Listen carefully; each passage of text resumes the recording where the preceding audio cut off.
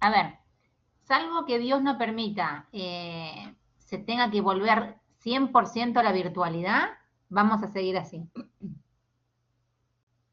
¿Sí? O sea, las prácticas presenciales y las teóricas virtuales. ¿Sí? Recuerden que CONEAU acepta un 49% de virtualidad. Así que por ahora, salvo novedades, vamos a seguir así. Bueno, arrancamos con la farmacocinética, ¿sí? Y es la otra patita de la farmacodinamia. La farmacología se basa en esto, farmacocinética y farmacodinamia. Farmacocinética. Farmacocinética es ADME. ¿Sí? Vamos a poner, lo van a recordar así, ADME. ¿Sí? O así. A, ADME. A de absorción. D de distribución. M de metabolismo y E de liberación. ADME. Muchos autores, en algunos libros lo pueden encontrar con la L adelante, del ADME. Es lo mismo, ¿sí? Básicamente la L es de liberación. Un fármaco cuando se ingiere se absorbe, se distribuye, se metaboliza y se elimina. A ver, ¿qué órganos se absorben? ¿Qué les parece? A ver, ADME. La A dijimos que era de absorción. ¿Qué órganos serán de absorción? A ver, pueden equivocarse, están aprendiendo.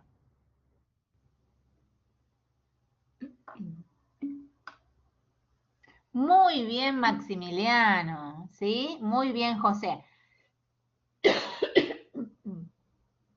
El intestino absorbe. Y está bueno que, ¿cuántos de ustedes están cursando, perdón, cursaron fisiología? En algunas clases voy a dar, pocas, pero algunas clases voy a dar fisio. Coméntenme un poquito cómo venimos con fisio. No es imposible aquel que no la haya cursado, pero le va a costar un poquitín más. ¿Estás cursando? Ariana cursó el año pasado. Bueno, este año. Para aquellos que estén cursando este año no va a ser imposible, pero va a costar un poquito más. ¿Sí? Órganos de absorción. Los chicos me dicen muy correctamente el intestino.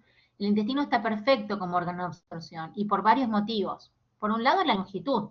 Tenemos de 6 a 8 metros de intestino delgado. ¿Sí? Por otro lado, hay un factor agregado en el intestino. ¿Que cuál es?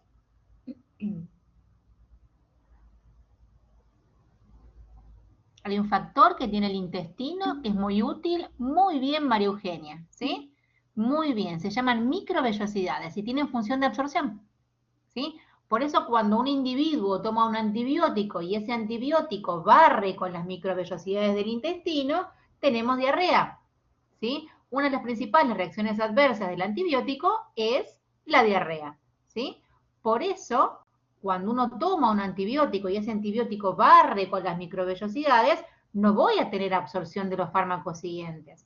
Por eso, cuando un individuo, cuando una mujer toma un antibiótico, debe tomar un método de barrera, debe optar por un método de barrera, ¿sí? Porque el anticonceptivo, como entró y salió, ¿sí? ¿Quién lo absorbió? Voy a buscar un vasito de agua.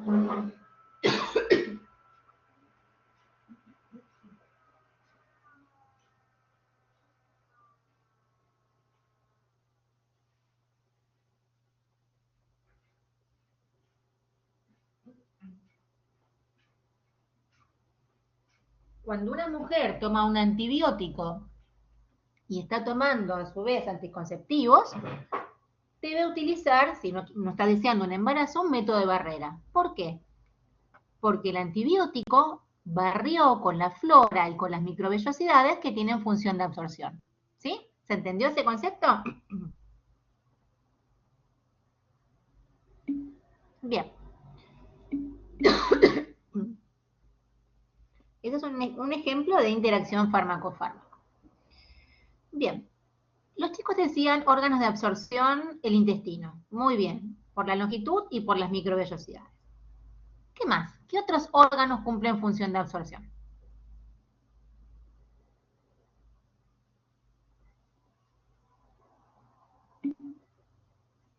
Perfecto. La piel. La piel es el órgano más grande del cuerpo. Te pregunto, José, a ver, vamos a hacerlo interactivo, tipo ping-pong. La piel, ¿será una buena vía de absorción o una pobre vía de absorción? Repasamos un poquito de histología, cómo eran las capitas de la piel. Si te equivocás, te equivocás. ¿Qué te parece, José? ¿Será una buena vía de absorción? ¿Vos decís que la piel es mejor que el intestino en absorción? ¿O peor? Peor, correcto. Correcto. A ver, si bien la piel es una vía de absorción, es una pobre vía de absorción. ¿Por qué? Porque tiene muchas capas, ¿sí? Pero es una vía de absorción, ¿no es cierto? A ver, los que estamos en, por ejemplo, en mostrador de farmacia, yo tengo una formación múltiple en esterilización, pero también estoy en mostrador de farmacia y también estoy en productos médicos, ¿sí? Pero los que estamos en farmacia sabemos que hay parches, por ejemplo, parches de nicotina, parches de ribastigmina, ¿no es cierto? O sea que la piel es una vía de absorción, es una buena vía de absorción y es una pobre vía de absorción, pero es una vía de absorción al fin, ¿sí? Correcto, anticonceptivos, ¿no es cierto? Bien.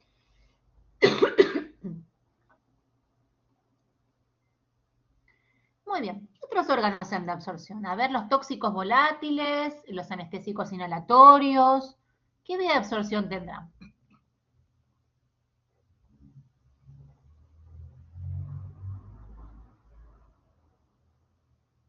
¿Qué les parece? Todo lo volátil, ¿por dónde se absorberá?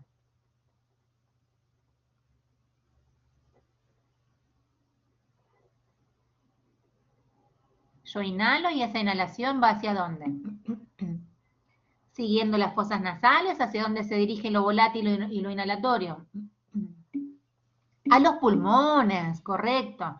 Entonces, órganos de absorción tenemos el intestino, la piel, que si bien tiene una amplia superficie es una pobre vía de absorción, los pulmones, si yo desplegara un pulmón, tiene 70 metros cuadrados de absorción. Vaya si tengo superficie de absorción, ¿no es cierto? Bueno, ¿vamos hasta ahí?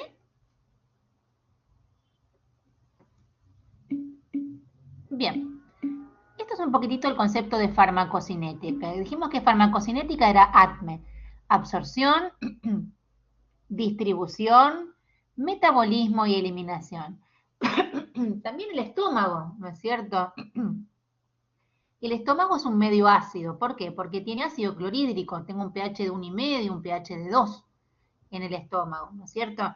Y después el medicamento o el alimento sigue hacia el intestino que tiene un pH, no es alcalino, pero es alcalino respecto del pH 1,2 del estómago, ¿no es cierto?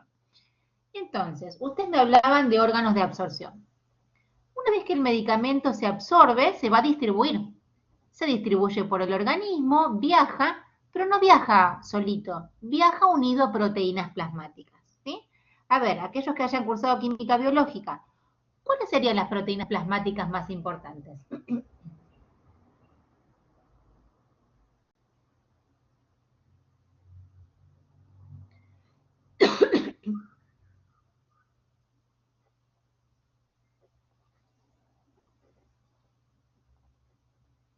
El medicamento viaja unido a proteínas plasmáticas.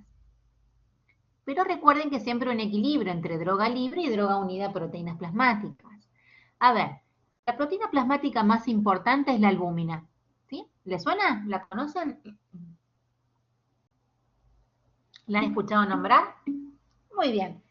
El medicamento viaja unido a proteínas plasmáticas. Por ejemplo, la albúmina. Pero la albúmina no es la única proteína plasmática, ¿sí? Hay otras. Por ejemplo, la alfa-1 glicoproteína ácida. Muy bien. Y la alfa-1.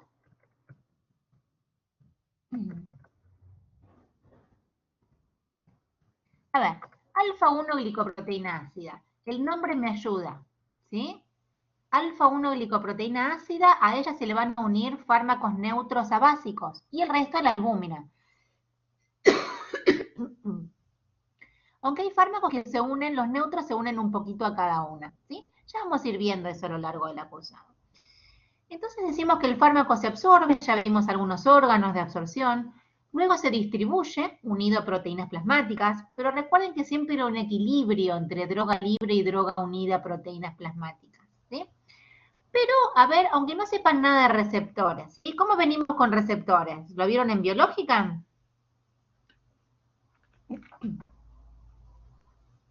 Si no, vayan repasando un poquito para facilitarles a ustedes. ¿Cómo venimos con eso?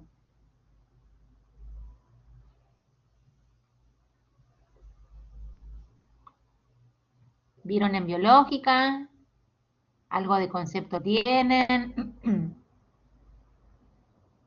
¿Vamos de cero? ¿Cómo venimos con eso? A ver, coméntenme.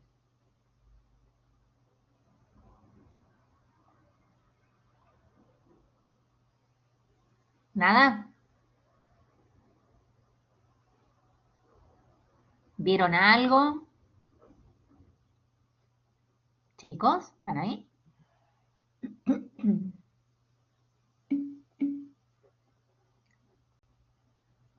Bueno, entonces los vamos a ver de cero. Bueno, no hay problema. Entonces, decimos que una vez que el fármaco se ingiere, se va absorbiendo por los distintos órganos de absorción y se distribuía, ¿sí? Y ese fármaco se distribuía unido a proteínas plasmáticas. Pero yo les decía que siempre hay un equilibrio entre droga unida a proteínas plasmáticas y droga libre, ¿sí? ¿Qué les parece a ustedes? ¿Cuál de las dos funciones, la droga libre o la droga unida a proteínas plasmáticas, tendrá efecto farmacológico? ¿La droga unida a proteínas plasmáticas, que es un bodoque con impedimento estérico, o la droga libre que está destinada libre para unirse al receptor? Hasta es intuitivo, ¿sí? La droga libre, correcto. La droga libre es la que va a tener un efecto fisiofarmacológico, ¿no es cierto? Entonces, hasta ahora que sabemos que los fármacos se absorben, se distribuyen, ¿sí? Se metabolizan y se eliminan. Así como el intestino es la vedette, es la cocina de la absorción, hay otro órgano que es la vedette en cuanto al metabolismo. A ver, ¿quién será?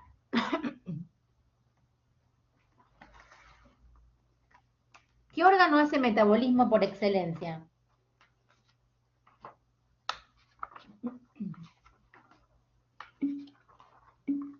Perfecto, es el hígado, ¿no es cierto? ¿Y cómo lo hace? A ver.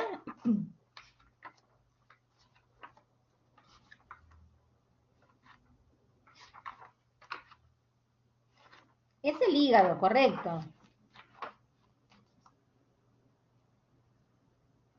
Bueno, básicamente el hígado tiene funciones de biotransformación y lo hace en dos fases. En fase 1, así en números romanos,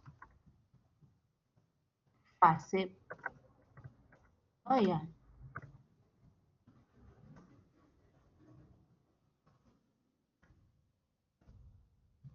fase 1, ¿sí? La fase 1 es una preparatoria para la fase 2, no son sintéticas, pero básicamente producen óxido, reducción e hidrólisis. ¿Sí? La fase 2 es un fenómeno de conjugación, ¿sí? Básicamente conjuga con varias sustancias, pero principalmente con ácido glucurónico. Y ese fenómeno se va a llamar, si conjuga con ácido glucurónico, glucuronidación. También puede, no está común, pero también puede conjugar con sulfato, y esa función se llamará sulfatación. O puede conjugar con acetato, y esa función se llamará acetilación, ¿sí? Principalmente, sí, cómo no.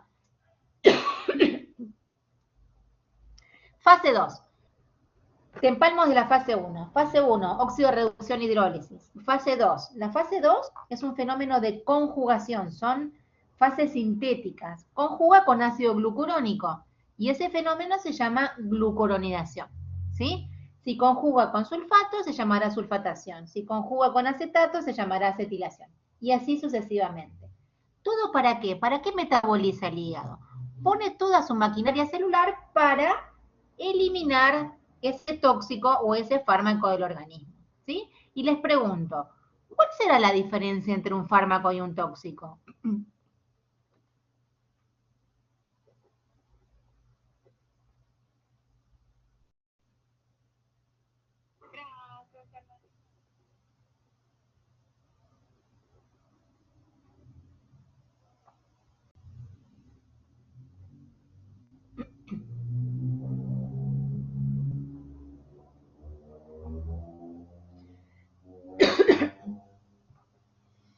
parece? A ver, por ejemplo.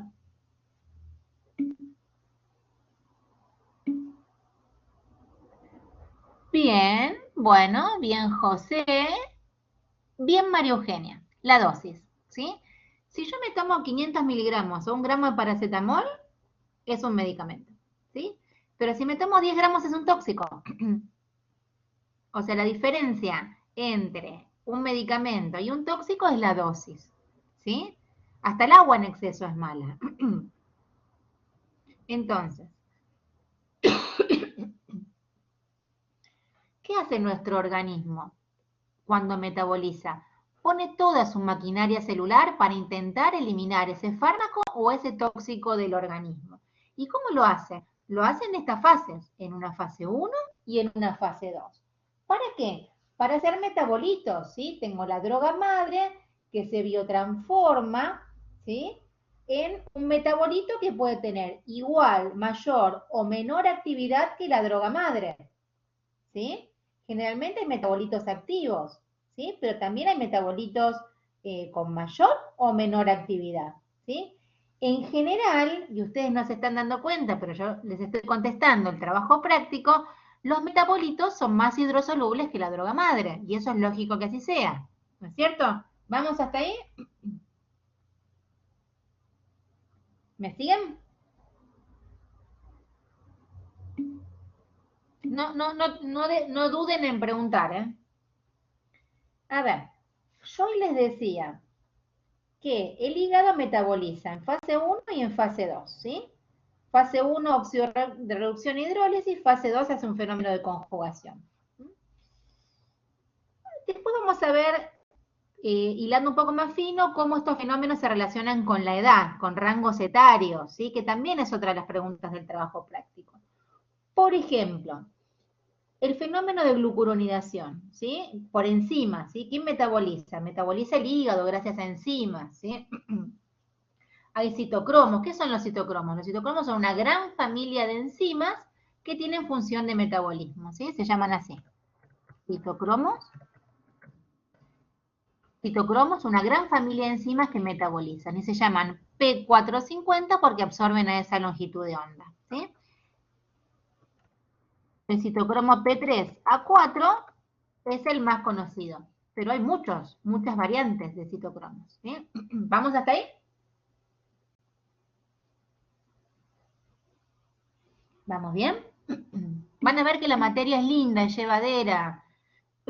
Al principio cuesta un poquito ponernos en término, pero arrancamos. Entonces, yo les decía que el fármaco o el tóxico se ingiere, se absorbe, se distribuye, llega al hígado, se metaboliza en fase 1 y en fase 2. Estamos repasando un poquito.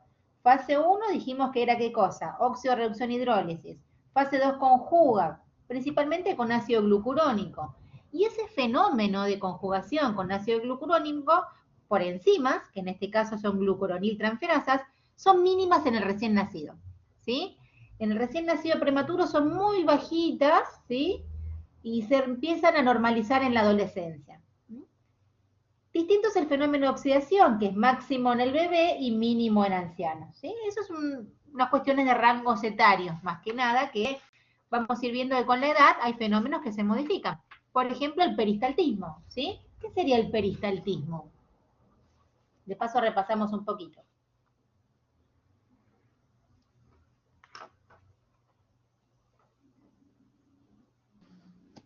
El movimiento de relajación y contracción del sistema digestivo sería, de los órganos. ¿Va? Muy bien. Movimientos, sobre todo intestinales, ¿no es cierto? Y gástricos. Del intestino, muy bien. Arranca en el estómago, ¿no? Esos movimientos como para abajo. Me contestó un varón. ¿Quién era que me contestó también? Que no llegué a ver el microfonito. Muy bien la respuesta, ¿eh? No sé quién fue que respondió. Alguno de los chicos. Fede, muy bien, Fede, bárbaro. Bueno, entonces dijimos que el hígado tenía enzimas, ¿no? Y estas enzimas vamos a ir viendo un poquito más adelante que se pueden inducir, ¿no es cierto? Y ese fenómeno se llamará inducción enzimática. Pero las enzimas pueden sufrir muchos fenómenos. Por ejemplo, represión. Por ejemplo, activación. Por ejemplo, inhibición. ¿Sí? Entonces, básicamente las enzimas, estos citocromos, por ahora me alcanza que sepan que pueden sufrir 4 fenómenos.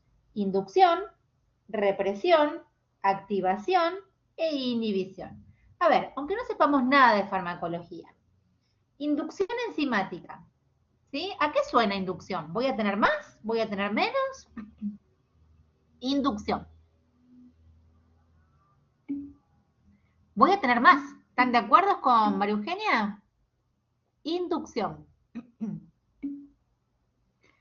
Y entonces si yo tengo, por ejemplo, tomo un antiepiléptico, por ejemplo, y tomo un fármaco, un segundo fármaco que, a ver, más fácil todavía. Voy a tomar 2 fármacos, de los cuales uno es un inductor enzimático. ¿Sí? Por ejemplo, tengo un paciente que es epiléptico, ¿no? Y la mayoría de las drogas antiepilépticas son inductores enzimáticos, ¿sí? Inducen la formación de enzimas. O sea que si yo tomo un segundo fármaco, el segundo fármaco voy a tener más o menos droga de la que pensaba, sin haber tomado el inductor. Pregunto de vuelta, más fácil.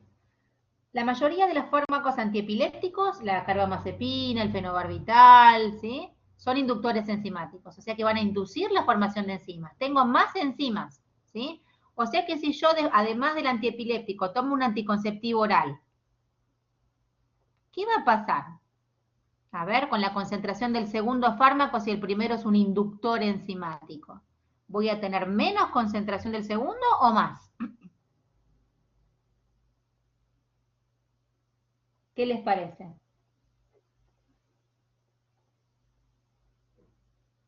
Está induciendo, está metabolizando, es un Pac-Man.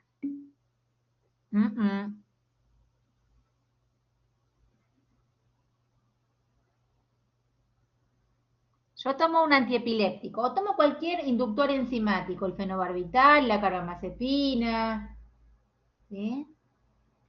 Todos esos fármacos son inductores enzimáticos, inducen la formación de enzimas, son Pac-Man, comen. Entonces, ¿qué va a pasar?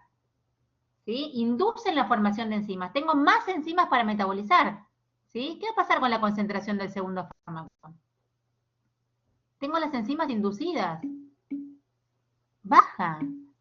Exacto. ¿Sí? ¿Ahora sí, Mayra? Exacto. Bien. Entonces, ¿qué drogas son inductoras enzimáticas? Los antiepilépticos, yo les voy nombrando para que se vayan familiarizando el oído, nada más. El fenobarbital, la fenilidantoína, probablemente hayan hecho síntesis de fenilidantoína. En alguna de las orgánicas, ¿no? 5,5 de fenilidantoína, ¿no sintetizaban en alguna de las cátedras?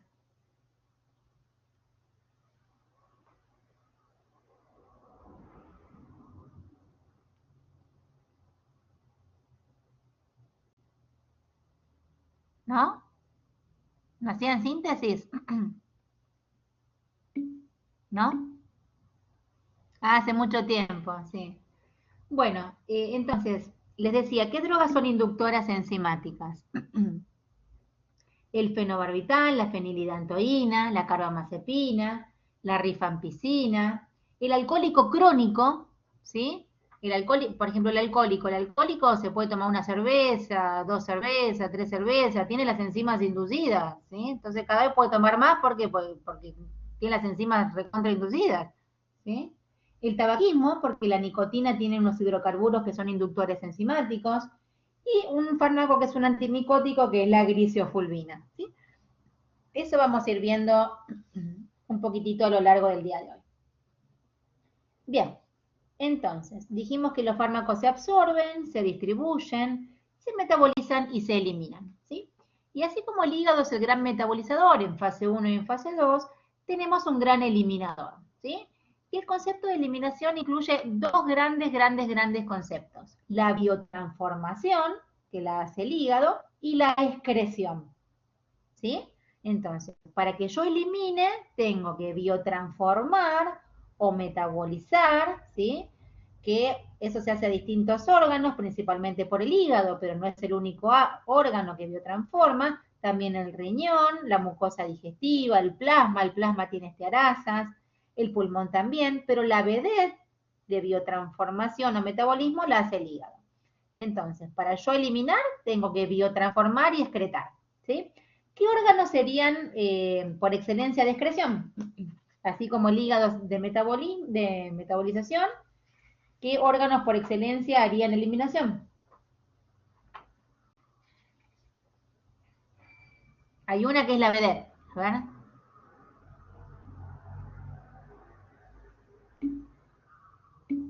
Muy bien, los riñones, ¿sí? Muy bien, la excreción es renal. ¿Es la única excreción?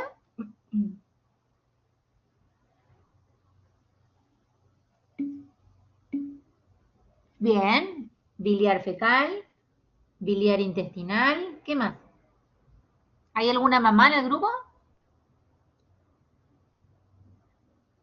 ¿No hay ninguna mamá?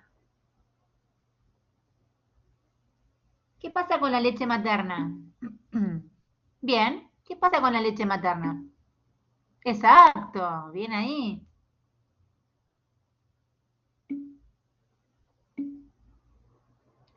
El sudor, sí, el sudor excreta, a tal punto que en el Hospital Posada se hacen análisis de una patología puntual por sudor. ¿Sí? La saliva, ¿no es cierto?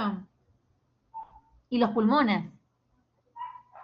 Los pulmones. Bien, ¿vamos hasta ahí?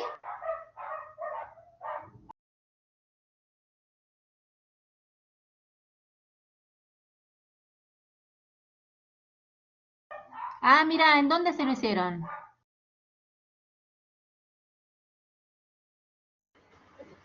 Ay, perdón, Julieta, en el Austral de Pilar. Ella nació ahí con una obstrucción intestinal y, bueno, querían descartar que no sea la causa, que no sea una fibrosis quística.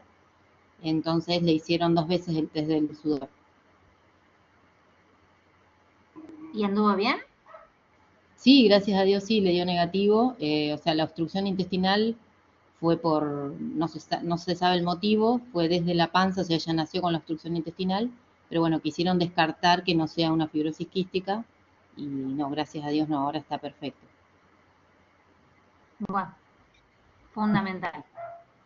Sí, después de casi 9 meses de internación fue complicado, pero gracias a Dios está bien.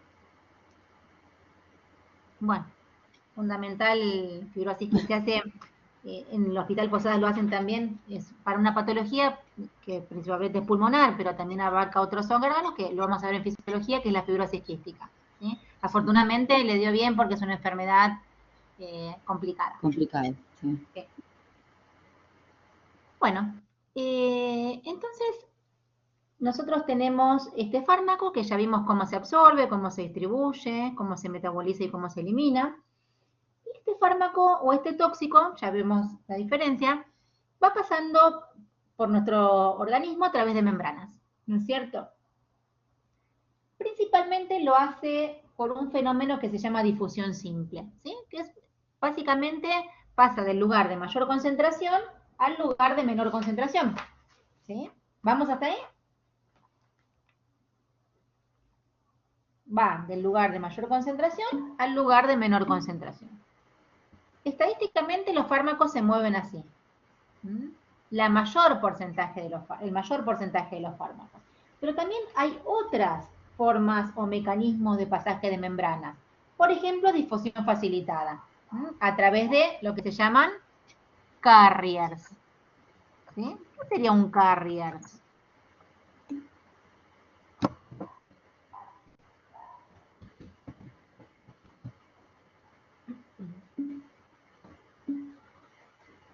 Muy bien Maximiliano, es una proteína de transporte. Hay fármacos que necesitan de ese ganchito que los lleve, ¿sí? Son carriers, ¿sí? Por ejemplo, ¿hay alguno que atienda en mostrador, acá de ustedes? que esté en mostrador de farmacia? Maxi y María Eugenia. ¿El Levocar? ¿Levodopa, carbidopa? Le voy diciendo así cosas cotidianas como para que... Bien, la levodopa, ¿sí? Se consume, por ejemplo, vía oral, ¿sí? Y necesita llegar al cerebro, pero por sus características estructurales, ya vamos a ver por qué. Les digo cosas así cotidianas como para que vean que de a poco la materia va a ir tomando forma. La levodopa, no, por sus características estructurales, no pudo tomar dopamina, ¿sí? Entonces tomó el precursor, y de paso les voy a ir pidiendo que estudien síntesis de neurotransmisores. Entonces, un paciente con Parkinson tiene baja concentración de dopamina. No puede tomar dopamina por sus características estructurales que ya vamos a ver. Pero sí puede levodopa. Pero la levodopa también le cuesta atravesar barrera hematoencefálica para convertirse en dopamina. Entonces, ¿qué ocurre? Necesita un carrier, ¿sí? La levodopa atraviesa barrera hematoencefálica gracias a estos ganchitos, gracias a los carriers, que son, como dice muy bien uno de los chicos, creo que era Maxi, son proteínas. Son carriers, son transportadoras, ¿sí? Y ahí sí, dentro del sistema nervioso central se transforma en dopamina. ¿Sí? Ese sería un ejemplo de difusión facilitada. Entonces, dijimos, repasando un poquito, la mayoría de los fármacos se mueven por difusión simple, del lugar de mayor concentración al lugar de menor concentración. ¿Era el único mecanismo de transporte? Dijimos que no. Dijimos que había otros mecanismos de pasaje de membranas. La difusión facilitada a través de carriers, el transporte activo, la pinocitosis, la filtración glomerular, ¿sí? Pero me voy a enfocar un poquitito en aquellos factores que me afecten o me determinen la velocidad o grado de difusión simple. A ver, esto lo voy a dividir en tres. En aquellos factores que dependan de la droga, aquellos factores que dependan de nosotros y aquellos factores que dependan del flujo sanguíneo. Voy a ir avanzando un poquitito. Bueno, esto es lo que fuimos viendo. Farmacocinética, absorción, distribución, metabolismo y excreción. Farmacocinética es lo que el cuerpo le hace al medicamento, ATME o LATME, ¿sí? Y farmacodinamia es lo contrario, ¿sí? Farmacocinética es lo que el cuerpo le hace al medicamento. Farmacodinamia es al revés, lo que el medicamento le hace al cuerpo, más relacionado a los conceptos de receptores, ¿sí? Bien. Todo esto lo volvemos a ver la semana que viene. Bueno, estamos en el concepto de mecanismo de pasaje de membranas. Entonces, dijimos que la mayoría de los fármacos se mueven por difusión simple, pero había otras posibilidades, menos estadísticas, pero que también existen, por ejemplo, la difusión facilitada. Habíamos empezado a hablar de factores que podían determinar la velocidad o grado de difusión simple. Por ejemplo, lo dividí en tres. Factores que dependan de la droga, factores que dependan de nosotros, del hombre, y factores que dependan del flujo sanguíneo. Me voy a enfocar un poquitito en factores que dependan de la droga. Aunque no sepamos nada de farmacología, instintivamente, ¿podemos decir que a mayor gradiente, mayor difusión? ¿Les parece? A mayor gradiente, mayor difusión. ¿Qué va a pasar con el peso molecular? A ver si están de acuerdo. A mayor peso molecular, menor difusión. ¿Qué les parece? ¿Algo con un bodoque y con un impedimento estérico grande tendrá mayor o menor difusión?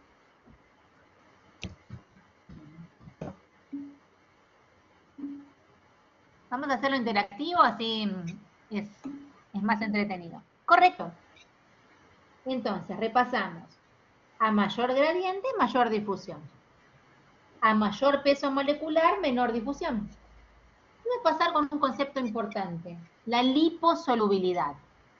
Nuestras membranas son lipídicas, ¿sí? O sea que a mayor liposolubilidad, mayor o menor difusión.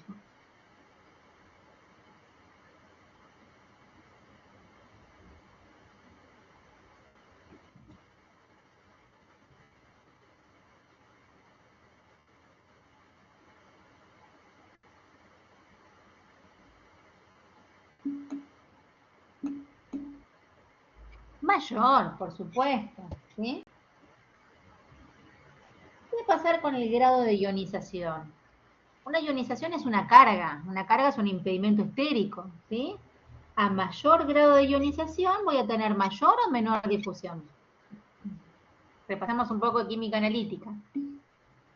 Menor, ¿no es cierto? Y recuerden un poquitito que ese grado de ionización iba a depender del pH, del carácter de la droga y del pK de la droga. Recuerden que el pK de una droga era aquel pH en el cual la droga estaba 50% ionizada y 50% no ionizada. ¿Sí? Seguimos repasando aquellos factores que iban a determinar la velocidad o grado de difusión simple. Dijimos que iban a haber 4 que iban a depender de la droga. Dijimos gradiente, peso molecular, liposolubilidad y grado de ionización. Factores que dependan del nombre. Por ejemplo, las membranas. ¿Qué va a pasar con el grosor de las membranas? ¿Sí? Algo finito como es el pulmón y algo grueso como es la piel. ¿Sí? A mayor grosor, mayor o menor absorción.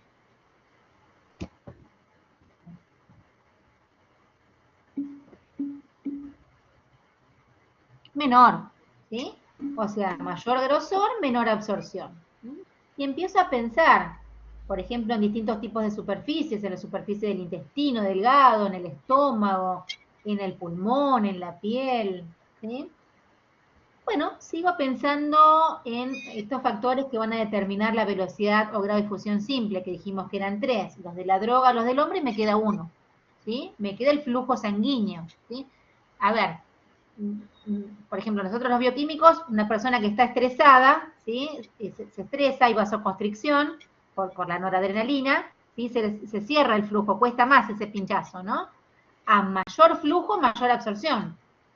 En estado de shock, eso disminuye, ¿no es cierto?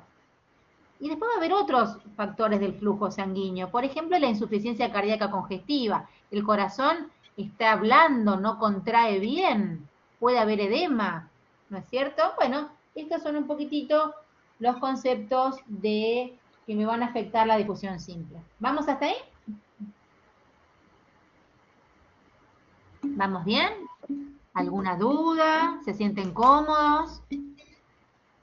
Pregunten, ¿eh? Porque yo pongo primera y me embalo. Bien. Vamos bien. Se largó con todo a llover.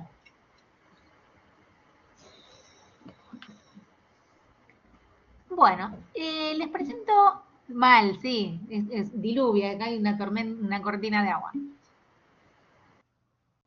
Yo vivo en Aedo, no sé, si sos de zona oeste, va a faltar poco para que llegue. Les presento uno de los conceptos importantes de farmacocinética, área bajo la curva, ¿sí? Y en algunos libros lo van a encontrar así, del inglés, área bajo la curva. Y es básicamente lo que veníamos viendo hoy, ¿sí? Fíjense, estoy graficando concentración plasmática en función del tiempo. Antes teníamos un puntero o una manito, que no la veo. Voy a tratar de dibujar. No hay más manito. Bueno, ahora les explico qué es eso. Fíjense, el fármaco se absorbe, se distribuye, se metaboliza y se elimina. ¿Sí? Fíjense esto, muy interesante.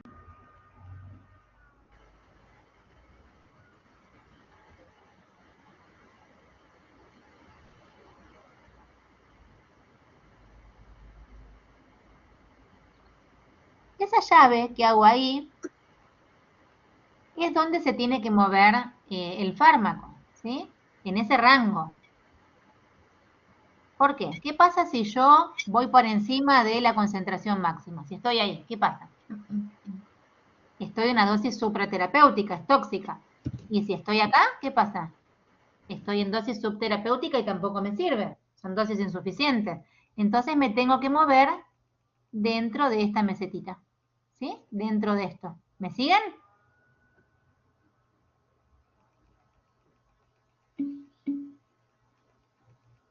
Bien. Este es el índice terapéutico. Fíjense que es bastante amplio. Por ejemplo, hay fármacos que tienen un índice terapéutico bastante bueno.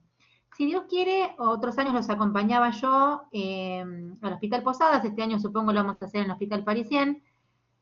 Hay un concepto que se llama monitorización. Los fármacos se monitorizan por muchas funciones. Una de ellas es el índice terapéutico, ¿sí?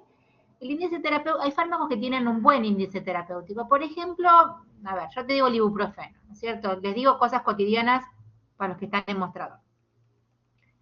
Yo puedo tomar 200 miligramos de un ibuprofeno, 400, 600, 800. ¿Eso qué quiere decir? Que tengo un buen rango para moverme, ¿no es cierto? Puedo tomar 500 miligramos de paracetamol o 1000 miligramos de paracetamol y eso está bien. Pero hay fármacos como la digoxina, por ejemplo, como los barbitúricos, que tienen estrecho índice terapéutico. Es decir, que la dosis terapéutica y la dosis tóxica no es tan alta como esta, ¿sí? Sino que tengo una dosis terapéutica por acá y una dosis tóxica por acá, ¿sí? Por ejemplo, 1 gramo y 1 miligramo y 1,2, ¿sí? Estos fármacos son los que son ideales para monitorizar. ¿Por qué? Porque cualquier variación externa me puede salir por arriba o por abajo del rango que yo necesito. La digoxina, por ejemplo, es un fármaco que se monitoriza. Algunos antibióticos se monitorizan. La vancomicina se monitoriza.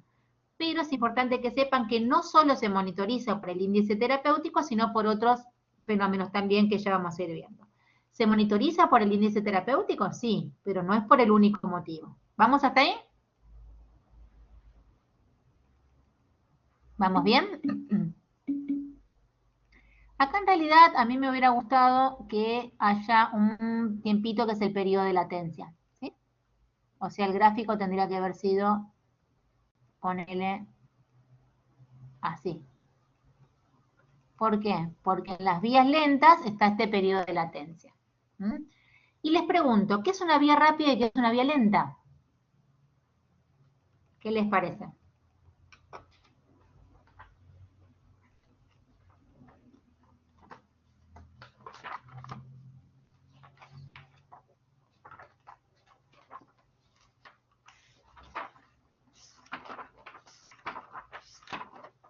A ver, ¿la vía oral será una vía rápida o una vía lenta? Hay distintas formas de clasificar, ¿no es cierto? Sí, forma de administración. Es una forma lenta, ¿no es cierto? Pero la vía oral sería el tragar, sería la deglución de un medicamento que pasa por la boca para la absorción en el tubo digestivo, ¿no es cierto? Y es la vía más usada estadísticamente. El 85% de las ventas de las recetas, perdón, las ventas no, la dispensa en farmacia se hace por una vía oral. Estadísticamente el argentino prefiere 2 cajas de antibióticos y no un pinchazo. ¿Sí? Esa soy yo, no sé ustedes. Yo prefiero 2 cajas de antibióticos y no un pinchazo. Pero bueno, qué sé yo, son gustos. Esas son las estadísticas. ¿Sí? Las estadísticas en Argentina dice, el pinchazo, a lo macho, me dice Maximiliano. ¿Sí? Mira. Bueno, les decía, mira, otro tema aparte, aplicación de inyectables, ¿sí? Yo aplico pocas cosas. Antibióticos no aplico, por ejemplo, ¿sí? Bueno, estadísticamente es la vía más dispensada en las farmacias argentinas. El 85% de las recetas se dispensan por esta forma farmacéutica. Como todavía tiene ventajas y desventajas. Ventajas, se me ocurre que es una vía aceptada, económica, fácil de administrar. Y como desventajas, es que tiene un buen paso hepático, ¿sí? A ver, yo lo ingiero, pasa por el esófago, va al estómago, del estómago pasa por el hígado y el hígado inactiva, ¿sí? Efecto de primer paso hepático, vena porta, intestino, ¿sí? O sea, de ese total, yo tomo una aspirineta 100 miligramos, ¿sí? ¿Llegarán esos 100 miligramos o hay un efecto de inactivación de primer paso hepático? ¿Sí? Ese concepto se llama biodisponibilidad. ¿Qué les parece? A ver, hasta es intuitivo lo que les pregunto. ¿Llegarán esos 100 miligramos o parte se da por materia fecal? ¿Parte se pierde? ¿Qué les parece? A ver. ¿Cómo será eso? Parte se pierde, un porcentaje se pierde, o sea que la biodisponibilidad por la vía oral no va a ser del 100%. La biodisponibilidad es la cantidad y la velocidad con que un fármaco llega a la biofase. A ver, yo tomo 100 miligramos de cualquier cosa, ¿no es cierto? Se me ocurren hacer una aspirineta. De esos 100 miligramos, 5, por ejemplo, van a materia fecal, otros 5 quedan en el epitelio intestinal, o sea que de esos 100 me quedan 90. De esos 90, vena aporta, efecto de inactivación, primer paso intestinal, llega al hígado. De esos 90, tengo, se me ocurre, no sé, 35 por inactivación hepática, o sea que me quedan 55. Vena cava, vena suprahepática, cava, corazón, pulmón, corazón izquierdo, circulación sistémica general. De esos 100, ¿cuánto me llegan? ¿Llegan los 100? No llegan los 100, ¿sí? Por todas aquellas vías que no sean las vías rápidas que ya vamos a ver, la biodisponibilidad es menor que el 100. ¿Sí? ¿Por qué? Bueno, por todo esto que vamos viendo. ¿Sí? ¿Vamos hasta ahí?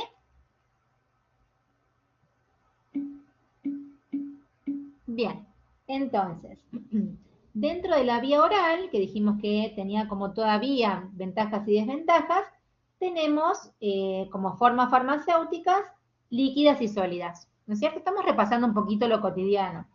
Dentro de las líquidas tenemos jarabes o gotas. Dentro de los jarabes tenemos soluciones, suspensiones, emulsiones, elixires. Dentro de los sólidos se me ocurren polvos, granulados, comprimidos, cápsulas que pueden ser rígidas o perlas. Dentro de los comprimidos se me ocurren los masticables, los efervescentes, ¿sí? Cantidad de forma farmacéutica usadas por vía oral. ¿Vamos hasta ahí? ¿Qué otras vías conocen? A ver. ¿Vía oral? ¿Qué otras vías?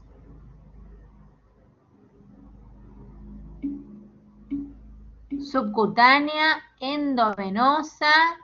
Bien. O sea que, en principio, una de las clasificaciones serían vías naturales y vías artificiales.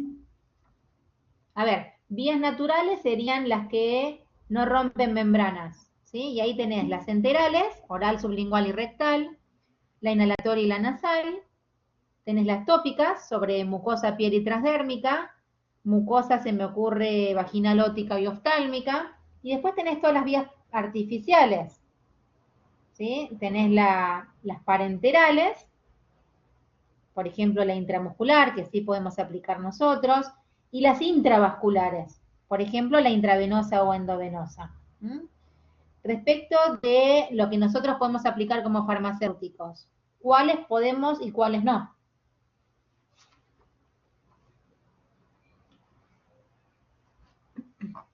Algunas que podemos, otras que no podemos.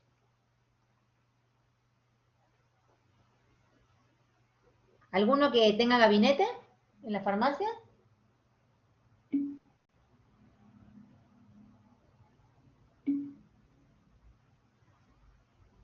A ver. Intramuscular, ¿sí? ¿Qué otra? A ver, las vacunitas. Subcutánea, intradérmica. ¿Cuáles no?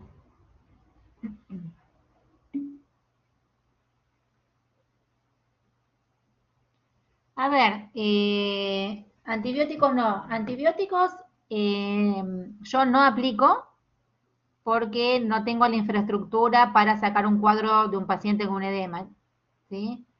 La mayoría de las farmacias, salvo que estén muy preparadas, no aplicamos antibióticos, ¿sí? Es un tema, o sea, el paciente le agarra un edema de glotis y es muy complejo sacarlo. Yo te aplico anticonceptivos, te aplico una vacunita, es un riesgo.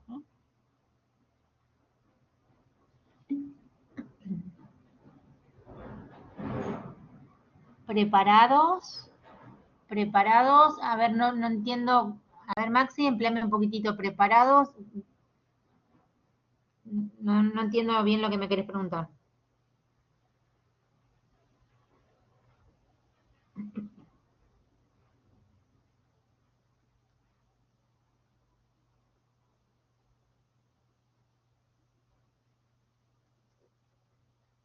¿Preparados en la farmacia?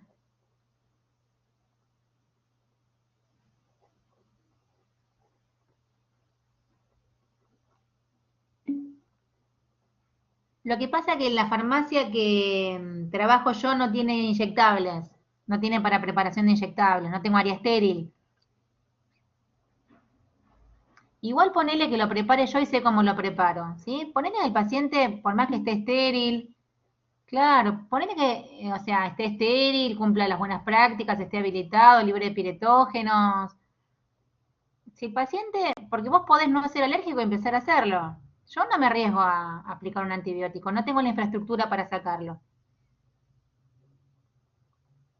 Una sola vez me pasó, o sea que en ese caso tenés que tener una adrenalina, no era un antibiótico, hace como 10 o 15 años, y tenés que tener una adrenalina a mano para sacar al paciente, y afortunadamente con los primeros 0,5 salió.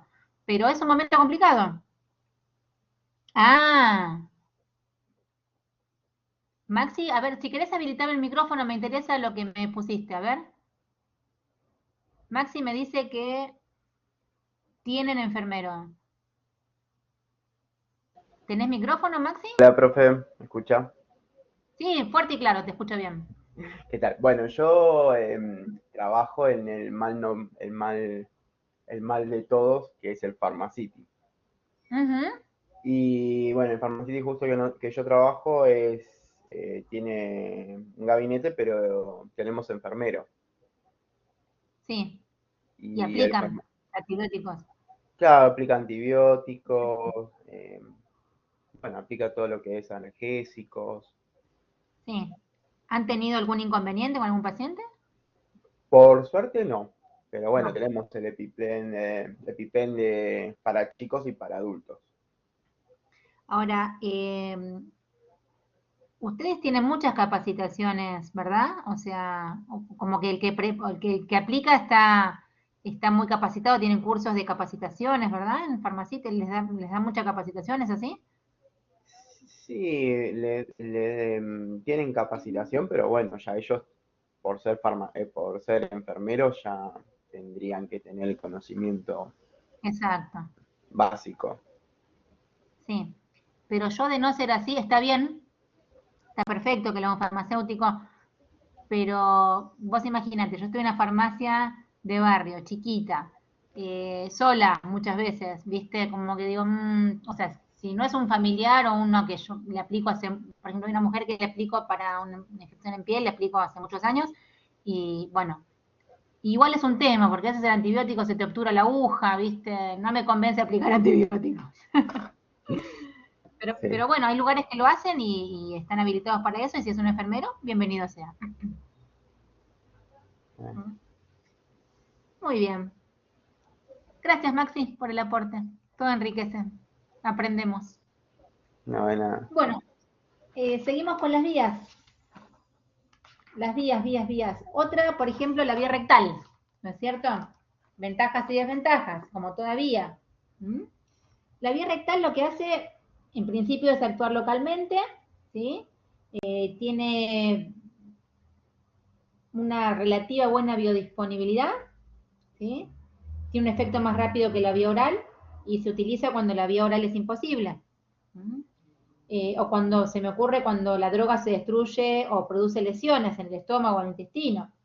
En general no requiere de otra persona para colocarla, no es una vía dolorosa, pero pienso en las desventajas, que en realidad es una absorción irregular, es una absorción incompleta, porque el colon no tiene mucha microvellosidad, ¿sí?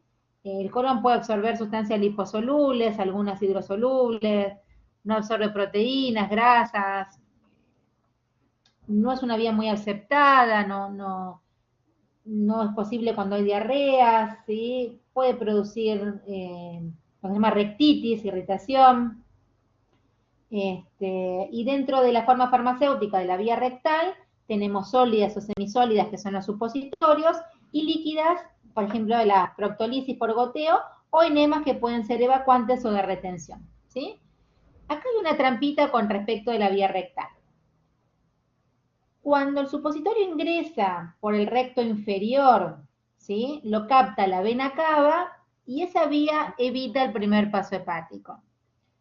Pero cuando el supositorio se hace llegar al recto superior, lo capta las venas superiores, pasa a la vena porta y lo metaboliza el hígado. Entonces, ¿evita o no evita el primer paso hepático?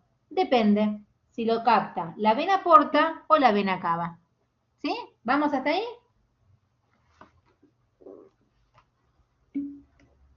Muy bien. Sigo con las vías. Por ejemplo, la vía tópica, ¿sí? Es exclusivamente un efecto muchas veces local, pero a veces, por ejemplo, los parches de nicotina también tienen, por supuesto, absorción, ¿no es cierto? Por ejemplo, la nitroglicerina, los estrógenos, una de las chicas decía muy bien hoy los anticonceptivos, que se absorben también por vía tópica. A ver, como ventajas, es una técnica sencilla, por ejemplo, un parche, es una vía cómoda, pero tiene algunas desventajas. Por ejemplo, tiene una acción, diría yo, pobre o nula sobre capas profundas. Es una vía relativamente sucia, ¿no es cierto? Y encima puede llegar a encarecerse porque si yo lo necesito utilizar sobre mucosas, por ejemplo, tengo que ajustar algunas cosas. Por ejemplo, el pH, ¿no es cierto? Yo pienso, por ejemplo, en la mucosa oftálmica, ¿no? A ver, los que hayan cursado tecnia, mucosa oftálmica, ¿qué características tiene que tener un colirio, una pomada o una irrigación para utilizar en conjuntiva?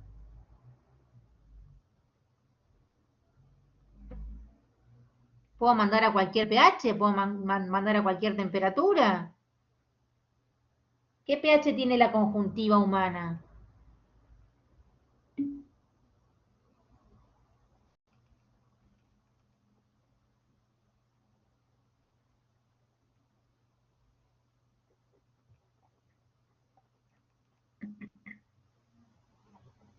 A ver, el pH de la conjuntiva ronda los 7,4, ¿sí? Los colirios, las pomadas, las irrigaciones, tengo que ajustar, ¿sí? La esterilidad, el pH. Pienso en las fosas nasales con un pH cerquita de 6, ¿sí? Las nebulizaciones, las gotas nasales. ¿pH vaginal en cuánto estamos? ¿Es un pH ácido? ¿Es un pH neutro?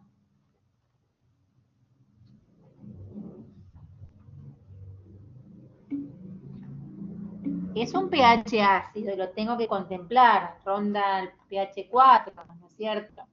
Bueno, estas son algunas vías relativamente lentas. Pienso en las vías que rompen alguna membrana, la subcutánea, que sí podemos aplicar, la intramuscular, que es la más usada, ¿sí? Que tiene ventajas, que es más rápida que la oral, tiene algunas desventajas, ¿no es cierto? A veces pasa que por más que esté bien aplicada, tocaste un vasito y el paciente se le hizo un hematoma. Y siempre aplicar, ¿dónde aplicamos la inyección? ¿En qué parte de la nalga? ¿En cualquier parte de la nalga?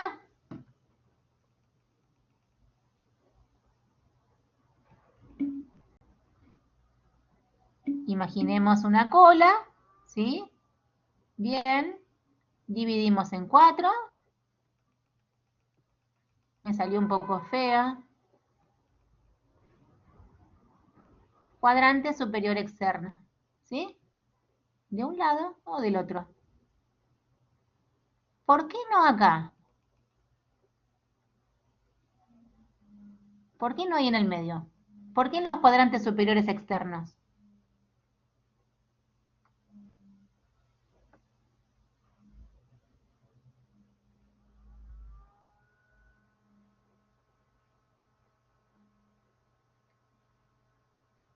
Porque tengo en el medio de la nalga un nervio que inerva la pierna.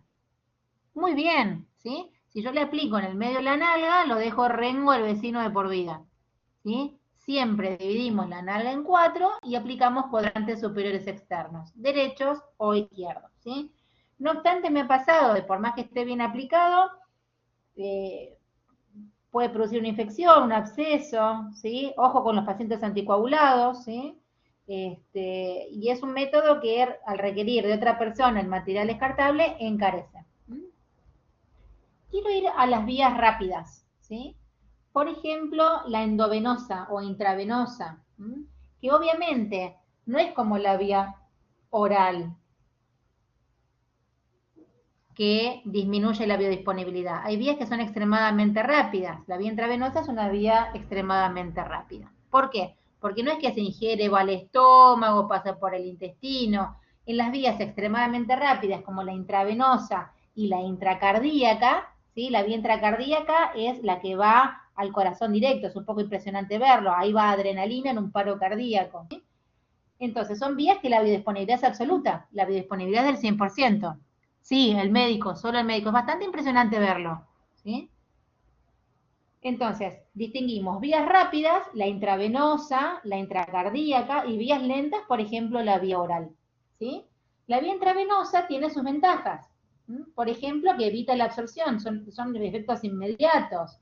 La biodisponibilidad es del 100%, es muy importante en emergencias, ¿sí? Y tiene desventajas también. Requiere material descartable, una preparación estéril, la posibilidad de una flebitis, tiene que estar libre de piretógenos, aplicar lentamente, ¿sí? Pero bueno, ventajas y desventajas, ¿sí? Bien, ¿vamos hasta ahí? ¿Vamos bien? Bien. Antes, antiguamente, nosotros dosábamos los fármacos con cromatografía, ¿sí? Les hablo ahora unos 15 años. Actualmente, los que sean más curiosos pueden buscar métodos de monitorización de fármacos más modernos. Por ejemplo, el FPIA. El Hospital Posadas tiene este método que se llama FPIA, ¿sí? Que lo que hace es cuantificar fármacos. Es un método que relaciona la polaridad con la concentración en forma indirecta. Antes lo dosábamos así como está en el dibujo y la concentración era proporcional al área bajo la curva. ¿Vamos hasta ahí? ¿Vamos bien? Actualmente esto como que cae en desuso y cuantificamos con métodos más modernos. Recuerden el índice terapéutico, índice dosis mínima, dosis máxima, todo tiene que estar dentro de ese ranguito. Bueno, fíjense las áreas bajo la curva. Vía oral, son las biodisponibilidades, ¿no? Vía rectal, intramuscular. Fíjense en la intravenosa. Las vías extremadamente rápidas. A ver. Una vía oral, tengo un periodo de latencia, tengo absorción, distribución, metabolismo y eliminación. Pero ¿qué pasa en una vía intravenosa? No tengo absorción, no tengo metabolismo. ¿La curva va a ser igual? No, la curva va a ser distinta. O sea, solamente tengo distribución y eliminación. ¿Por qué? Porque no pasa por el hígado. ¿Sí? Entonces, no voy a tener una curva en forma de campana de Gauss. Es este caso. ¿Vamos hasta ahí?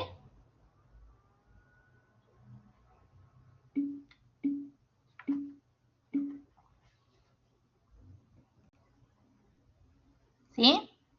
Paro un poquito acá y les consulto dudas.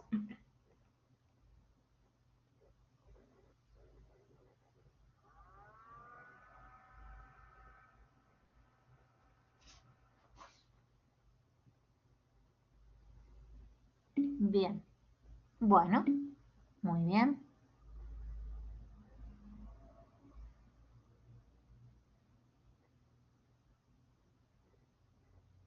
Bueno, esto es un poquitito lo que fuimos viendo. Conceptos de absorción. ¿Cómo se mueven los fármacos? Fíjense, la mayoría lo hacen por difusión simple, otros por difusión facilitada. Estos, o sea, son temas de biológica, pero no me No me preocupa perder una clase con tal de nivelar. Esto es lo que fuimos charlando, qué factores determinan el paso por las membranas.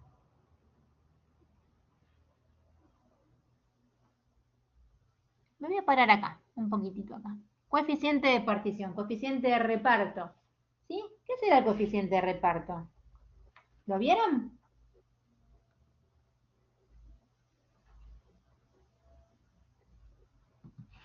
Seguro que lo vieron en alguna de las analíticas.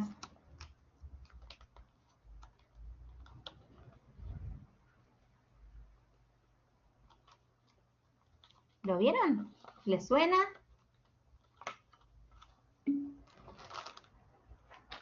¿Qué será?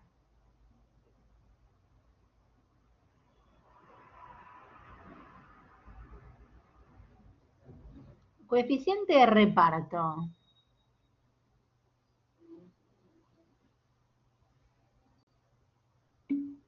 A ver.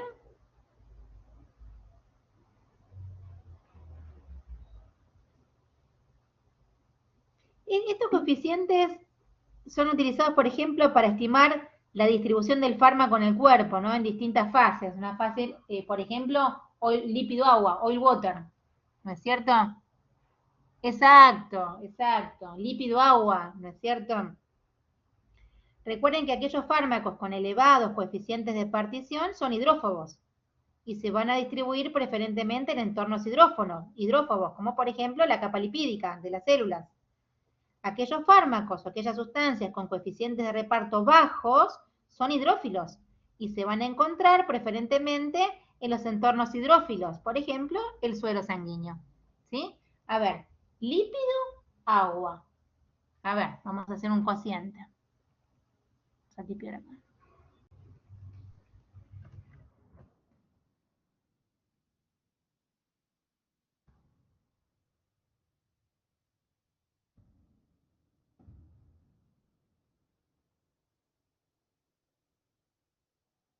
Yo tengo un fármaco, por ejemplo, de coeficiente de partición 10.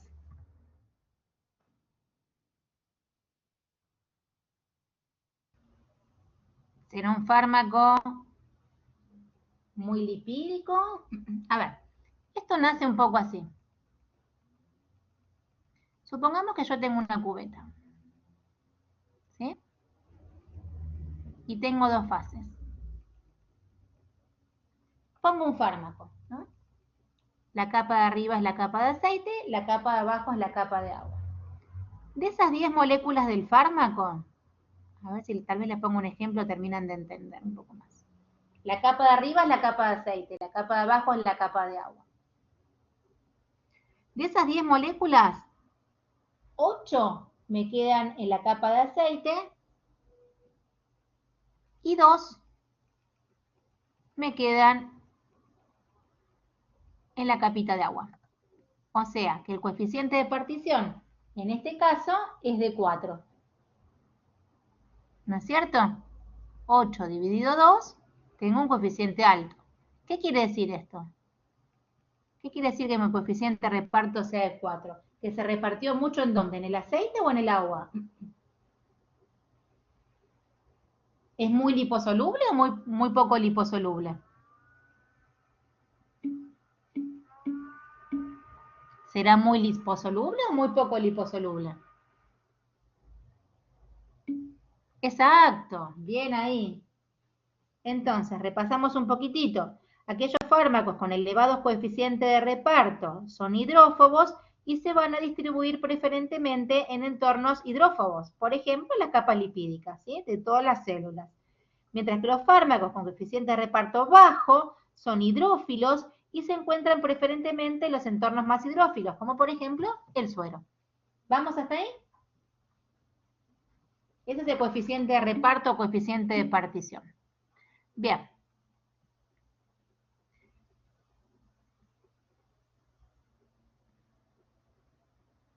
Coeficiente lípido-agua, su importancia, los factores.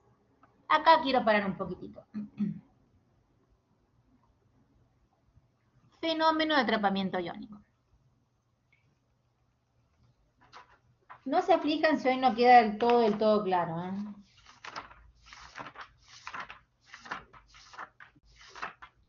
con este concepto que es un concepto interesante. Supongamos que yo tomo una droga ácida, por ejemplo la aspirina.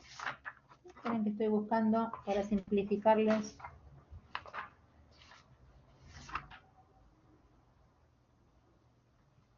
Acá está. Supongamos que yo tomo aspirina, ácido acetil salicílico. Hace un dibujito.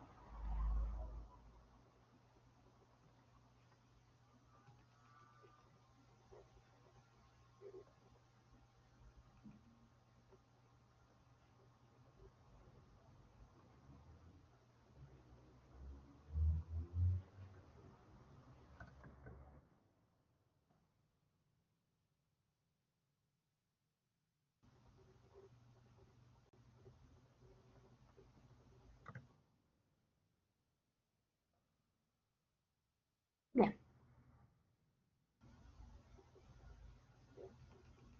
Un paciente toma 100 miligramos de una aspirina. Esa droga va al estómago. Ácido acetil salicílico. Es una droga ácida. Cuando repasamos un poquitito química analítica, ¿cuándo una droga se ionizaba? A ver.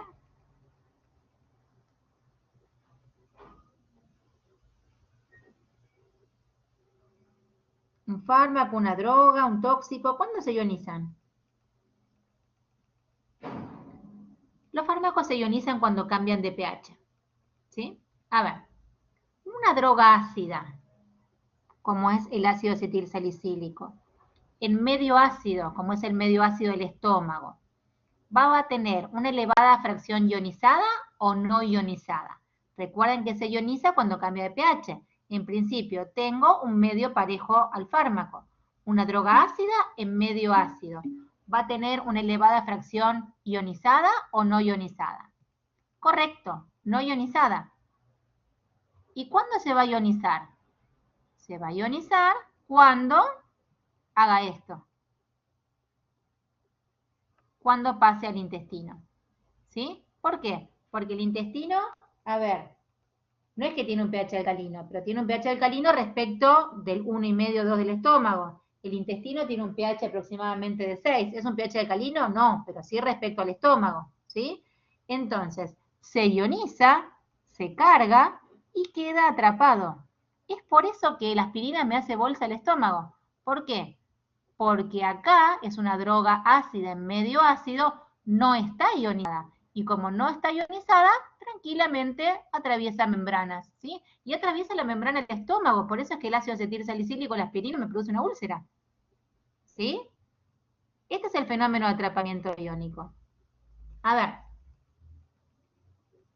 ingiere una droga ácida que va al estómago, que es un medio ácido. Tiene una elevada fracción no ionizada. Al no estar cargada, no tener impedimento estérico, se absorbe por la mucosa del estómago. Por eso es que me produce úlcera. El ácido acetil salicílico sigue su ruta hacia el intestino, ¿sí? Ahí cambia de pH, queda atrapado porque no puede, por impedimento estérico, no puede ser absorbida en el intestino. Es absorbida en el estómago, ¿sí? Supongamos lo siguiente, que es muy común esto. En las guardias nos cae un paciente que desea suicidarse con una droga ácida, ¿sí? ¿Qué antídoto le darían a este paciente que intenta suicidarse con aspirinas, con aspirinetas? ¿Una droga ácida que favorecería la absorción a nivel estomacal o una droga alcalina que atraparía y por metabolismo eliminaría? ¿Qué les parece?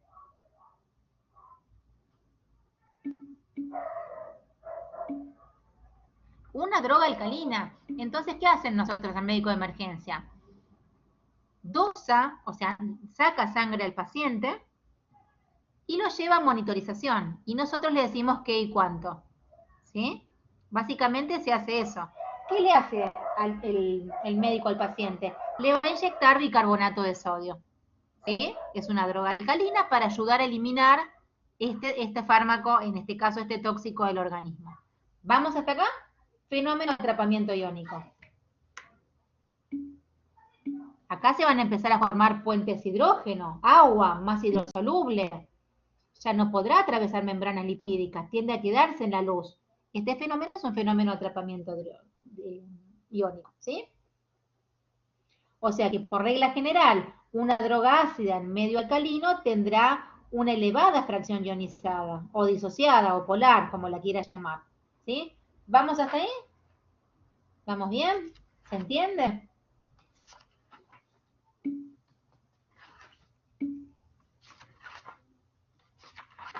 Muy bien. Bueno, ya vimos el concepto de biodisponibilidad también, que dijimos que era la cantidad y la velocidad con que un fármaco llegaban a la biofase. Dijimos que la biodisponibilidad era absoluta o del 100%. ¿En qué vías? ¿Cuándo es la biodisponibilidad del 100%?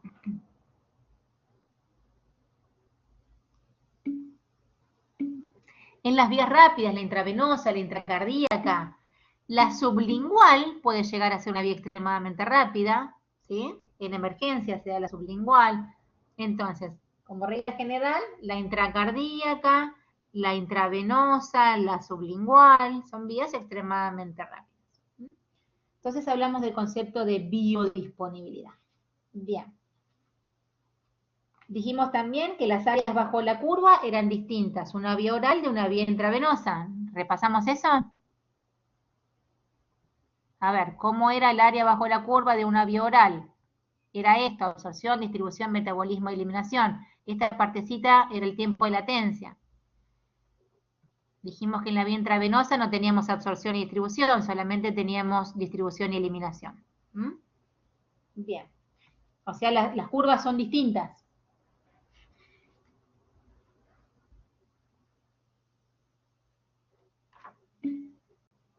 Más adelante vamos a ver que esta biodisponibilidad tan importante va a depender de muchos factores, ¿sí? Por ejemplo, un paciente que tenga cirrosis, un paciente que tenga insuficiencia hepática, por ejemplo, va a afectar la biodisponibilidad, ¿no es cierto? Un paciente que tenga diarrea. Un paciente que tiene diarrea tiene menor tiempo de contacto entre la droga y la superficie de la mucosa, ¿sí? ¿Va a tener mayor o menor biodisponibilidad un paciente con diarrea?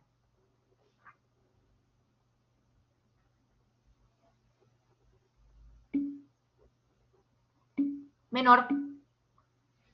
¿Qué va a pasar al revés? Hay fármacos que enlentecen el peristaltismo, ¿sí? Ese fármaco, si el intestino está más lento, va a pasar más tiempo o menos tiempo en contacto con la mucosa y el intestino. Muy bien, más tiempo. Bueno, seguimos un poquito entonces con los conceptos. Dijimos que el fármaco se absorbía y luego se distribuía. Se distribuía, dijimos, no solito, se distribuía unido a algo. ¿Qué era ese algo? A ver, repasamos un poquito. Se distribuía unido a proteínas plasmáticas. Muy bien, esas proteínas plasmáticas había dos como las vedettes. Perfecto. ¿Cuáles eran?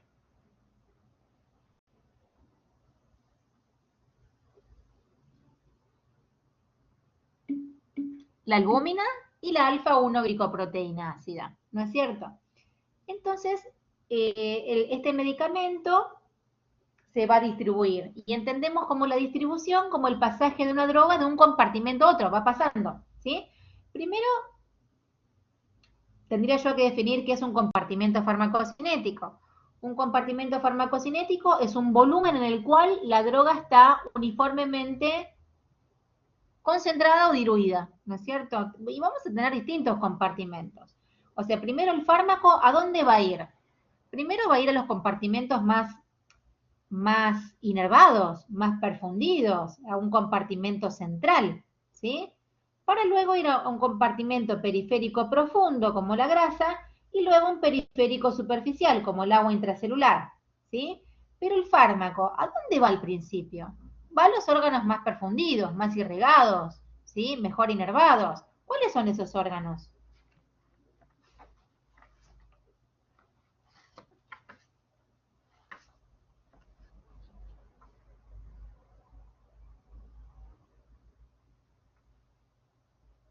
¿Qué órganos son bien perfundidos? bien irrigados.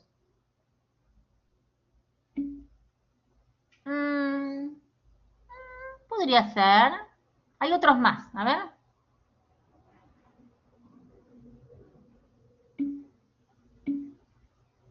El hígado, a ver. El riñón.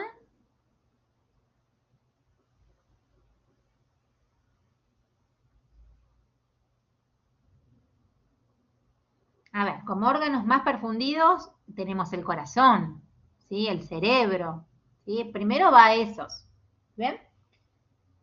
Bien.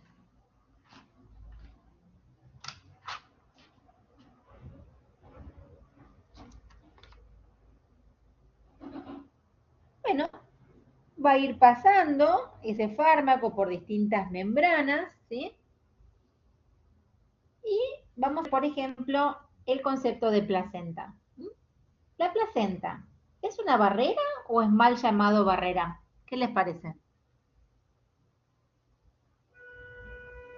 En el embarazo. ¿Qué pasa en el embarazo?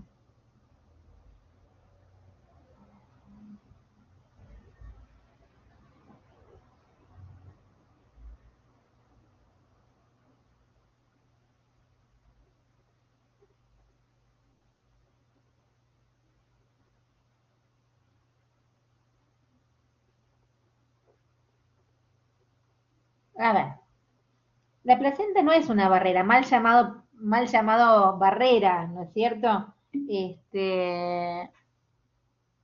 Claro, en realidad todo atraviesa placenta, ¿sí? Así que bueno, vamos a ir viendo con el tiempo, o sea, la primer quincena hay un periodo que se llama plurietotepotencial, que si hay una célula anómala se reemplaza y se sigue, o sea, si el embarazo sigue normalmente y si no se pierde la siguiente menstruación.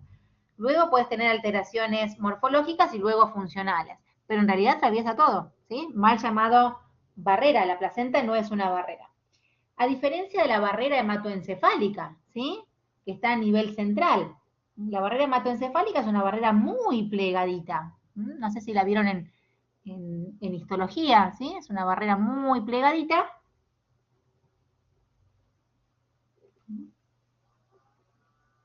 En la cual la van a atravesar, es una membrana lipídica. ¿Y quién la va a atravesar? Es muy plegadita.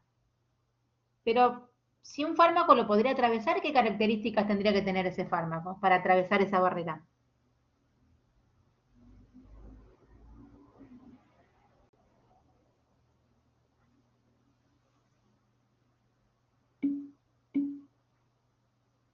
Perfecto, muy bien. Tienen que ser drogas liposolubles, por ejemplo, los esteroides, los psicofármacos. Y las hidrosolubles de bajo peso molecular, ¿sí? Por ejemplo, no sé, el agua, el alcohol. Por eso es que el alcohol, después de una borrachera, nos duele la cabeza. ¿Por qué nos duele la cabeza? Y bueno, porque atravesó barrera hematoencefálica porque tiene un bajo peso molecular. Nunca nos pasó eso.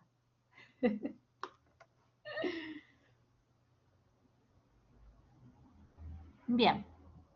Entonces tenemos la barrera hematoencefálica, que dijimos que la iban a atravesar, que era, esta sí es bien llamada barrera, la iban a atravesar las drogas liposolubles, las hidrosolubles de bajo peso molecular y aquellas que, como les comenté hoy, que lo hagan gracias a transportadores especiales. ¿Sí? Por ejemplo, la levodopa, que se transforma en dopamina a nivel central.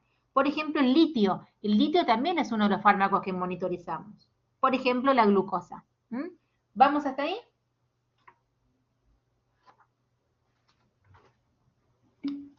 ¿Dudas? Paro un poquito acá.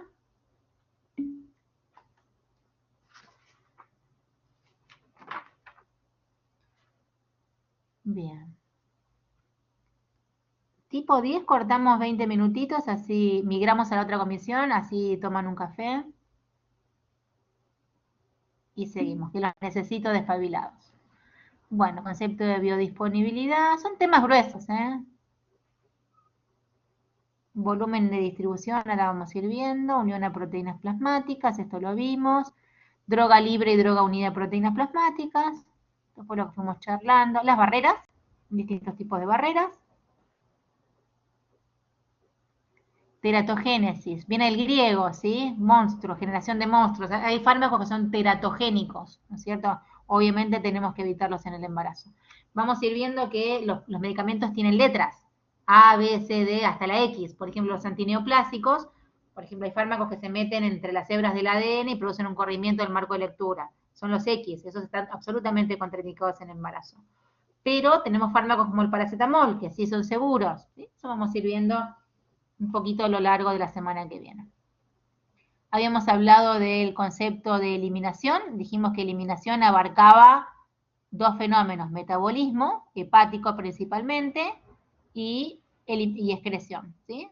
Por las distintas vías. Esto les queda, lo tienen en el contenido del curso y lo tienen acá en Blackboard. Bien, concepto de biotransformación, que puede ser microsomal o no microsomal o extra microsomal. Puede ser microsomal o extra microsomal. Microsomal, ¿qué era el microsoma? Eran esas porciones del retículo endotelial liso con incremento de enzimas microsomales. Pero también puede ser, son distintos niveles, ¿sí? También puede ser extra microsomal o no microsomal, que abarca, por ejemplo, el núcleo, las mitocondrias. Esto a lo mejor lo vieron en química biológica. Y son lugares de biotransformación, ni más ni menos. Bueno, lo que fuimos charlando, reacciones fase 1 y fase 2.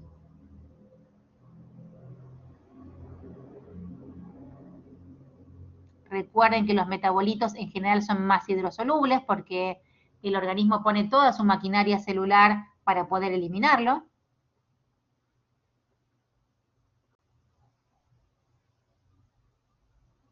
Y un fármaco o una prodroga, al metabolizarse pueden dar un metabolito inactivo, activo o tóxico.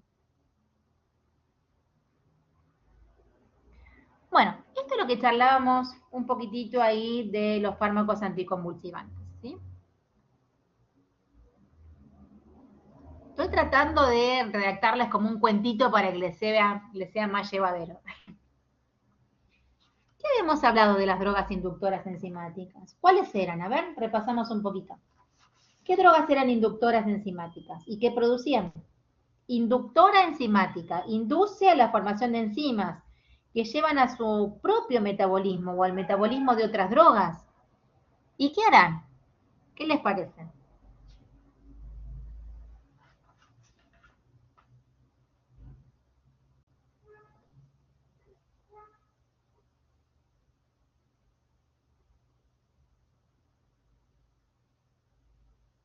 ¿Qué era un fármaco inductor enzimático?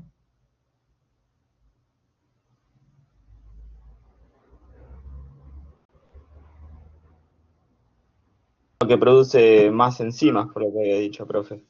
Sí, correcto. ¿Sí? Y como consecuencia de eso, ¿qué va a pasar con un segundo fármaco? Va a tener más menos enzimas. absorción. Sí, menos concentración en principio. Menos concentración. Baja la concentración, ¿sí? Mm. Bien, vamos a ver un poquito las características de estas drogas inductoras enzimáticas. Como ejemplo, hemos visto la mayoría de los antiepilépticos. Correcto, el fenobarbital, la fenilidantoína, la carbamazepina, la rifampicina, habíamos hablado del alcoholismo crónico, no del agudo, correcto. Aumenta la actividad de las enzimas, ¿sí? Y baja la concentración del segundo fármaco. Vamos a ver, les voy a dar una vueltita más de tuerca, vamos a ver que hay fármacos que son tan inductores que a la larga terminan siendo autoinductores. Por ejemplo, hay personas que arrancan con fenobarbital, con una buena dosis, ¿sí? Y a la larga terminan convulsionando. ¿Cómo puede ser eso? Y bueno, porque son tan inductores que son autoinductores, ¿sí? O sea que reducen la concentración y habrá que ajustar la dosis, ¿sí? ¿Se entiende? ¿Vamos hasta ahí? Sí, profe, yo tengo una duda, digamos, también con el tema, cuando las mujeres toman anticonceptivos y toman después un antibiótico que les reduce el efecto, que sería al revés, el segundo fármaco produce menos enzimas, ¿no? En realidad no pasa por ahí, lo que estaría pasando ahí es que barre con la absorción. Ahí ya va por un tema de absorción. Listo. Claro, acá no hay, vos fíjate que el anticonceptivo no hace inducción enzimática y el antibiótico tampoco. O sea, ¿por qué ocurre? ¿Por qué no se absorbe? O sea, vos tenés un embarazo porque no se te absorbió el anticonceptivo, pero no es un fenómeno de inducción, no es que se bajó la concentración de anticonceptivo, directamente ni se absorbió porque no tenías quién. ¿Sí? Claro, en realidad barrió con la Ah, listo. microvellosidad el antibiótico. Sí, sí. Barrió Claro, directamente, entonces no te va a absorber. claro, pasa No, por no pasa el tema, por vías la diferentes, digamos, absorción. de absorción. En realidad, claro, lo que vos tenés con el anticonceptivo y el antibiótico, o sea, yo te puse el caso del anticonceptivo, pero cualquier otro fármaco también va a ocurrir lo mismo. Vos razonalo así, no tenés quien te absorba. Si no tenés quien te absorba, y bueno, difícilmente va a llegar. ¿Sí? Por eso, insisto, cuando ustedes, si tienen que tomar anticonceptivos y antibióticos, si no están deseando un embarazo, utilicen un método de barrera. ¿Sí? Bien. ¿Qué características tienen las drogas inductoras enzimáticas? Actúan a nivel hepático, no, por favor. Actúan a nivel hepático, inducen el propio metabolismo, ¿sí? A veces son autoinductoras también. Por eso es que el paciente, por ejemplo, epiléptico, hace tolerancia, ¿sí? ¿Y qué ocurre con la concentración del segundo fármaco? La concentración y el tiempo de vida media disminuyen. El tiempo de vida media es el tiempo en el cual la concentración de un fármaco se reduce a la mitad. ¿Sí? Entonces, estas drogas, que son inductoras enzimáticas, que son reacciones que actúan a nivel nuclear, ¿sí? Son genómicas porque son inducidas por un gen, requieren de un tiempo de latencia y se visualizan in vivo en el organismo, no, ¿sí? No in vitro, no en el tubo de ensayo, in vivo. ¿Sí? ¿Y qué hacen? Básicamente incrementan el número de enzimas. ¿Sí? Y les di el ejemplo del paciente que era un paciente epiléptico. Supongamos que yo tengo un paciente epiléptico, ¿sí? Y supongamos que tengo un paciente que está en lista de espera para hacerse un trasplante, por ejemplo, un trasplante renal, ¿sí? Recuerden siempre, lo vamos a ver en fármaco 2, que el paciente que se lo trasplanta se inmunosuprime, ¿sí? Se inmunosuprime, por ejemplo, con glucocorticoides, con ciclosporina, con lo que fuera, el paciente se inmunosuprime para no rechazar el órgano del otro paciente. ¿Qué les parece a ustedes? ¿Cuál de los dos señores tiene mayor probabilidad de rechazar el trasplante? ¿El señor A, que es epiléptico, que tiene inducción enzimática, que le va a bajar la concentración del inmunosupresor? ¿O el señor B, que solamente toma inmunosupresor solito? ¿Qué les parece? El señor A, ¿no es cierto? Bueno, veo que entendieron el concepto. Bien. Hay un factor de riesgo, que es el alcohólico crónico. El alcohólico crónico actúa como un factor de desnutrición, básicamente, porque le consume el glutatión, ¿sí? Así que ojo con el alcoholismo crónico. Hay un antídoto que es la acetilcisteína, pero en principio el alcohólico crónico está complicado en su hígado. ¿Sí? Bien, el caso opuesto a inducción es represión, ¿sí? Y lo hacen los antineoplásicos, que disminuyen la síntesis proteica, que también actúan a nivel genético, pero en este caso, por un mecanismo que se visualiza en vivo, por represión, disminuye el número de enzimas. Y también lo hace a nivel genético, y es el caso opuesto a la inducción. Después tenemos un caso que es la inhibición enzimática, ¿sí? Que este caso no es genómico, que no varía el número de enzimas, sino que baja la actividad. Es un caso diferente. Y por último tenemos la activación enzimática, que ya no afecta a nivel genético, pero activa directamente las enzimas, ¿sí? Actúa a nivel del hepatocito. Y es el caso de las vitaminas, que no requiere tiempo de latencia, que no es genómico, que no varía el número total de enzimas, solamente las activa. Bueno, este es un resumencito de lo que veníamos charlando. Este es un concepto de fisio que lo vamos a repasar. A ver, si lo recuerdan, el circuito enterohepático o circulación enterohepático. Hay fármacos que tienen este circuito. Hígado, ¿sí? Intestino, vena porta, hígado, bilis y recircula. Lo hacen los anticonceptivos, por eso está todo el mes dando vuelta. ¿Lo recuerdan de fisio? Si no, lo repasamos. Circuito o circulación enterohepática, recircula. Bueno.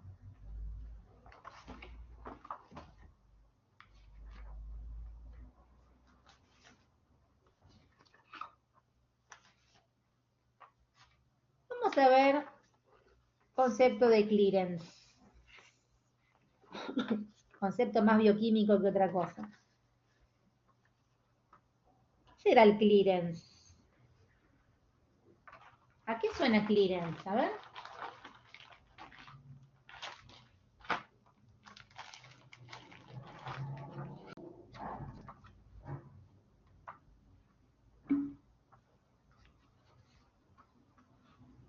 Clearance, ¿qué será? A ver. No. Lo pueden encontrar como, les digo todas las opciones para que los busquen así en los libros. Nada tibio. Lo pueden encontrar como depuración, clearance o aclaramiento. A ver, el clearance te está indicando la capacidad que tiene un órgano para eliminar un fármaco. Ese es el clearance, ¿sí? Es el volumen de plasma que es completamente depurado de un fármaco por unidad de tiempo, ¿sí? Lo podés tener por mililitro por hora, por mililitro por minuto, ¿sí? Y tenés distintos tipos de clearance corporal total, clearance hepático, clearance renal, ¿sí? Y el clearance es un número que es una constante, 0,693 por el volumen de distribución, ahora vamos a ver qué es el volumen de distribución, por el tiempo de vida, sobre el tiempo de vida media, ¿sí? A ver, dijimos que el tiempo de vida media era el tiempo en el cual la concentración de un fármaco se reducía a la mitad. Aunque no sepamos nada de farmacología, ¿qué pasa si yo disminuyo el tiempo de vida media? Por ejemplo, tengo insuficiencia renal o hepática. ¿El clearance es directa o inversamente proporcional al tiempo de vida media? Fíjense, si yo tengo una insuficiencia renal o hepática, ¿qué va a pasar con esa capacidad de ese órgano para eliminar el fármaco del organismo? Va a aumentar. ¿Sí? Fíjense que el clearance y el tiempo de vida media son inversamente proporcionales. ¿Mm? Exactamente, bien, Naila. Tenemos un clearance renal, tenemos un clearance hepático, ¿sí? Tenemos un clearance total, ya vamos a ir viendo eso. Bien.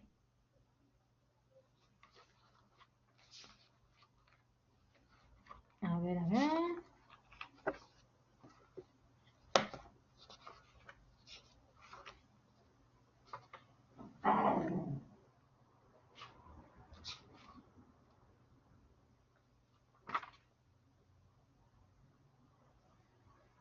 Bien. Bueno.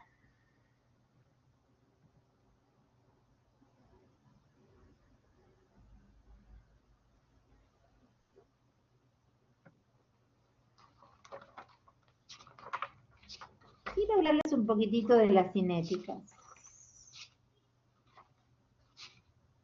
Tratamiento iónico, esto ya lo vimos todo. Bien. Las vías ya las vimos, algo un poquito acá. Hay algo que se llama así, cinética de eliminación. ¿A qué suena cinética de eliminación? A ver.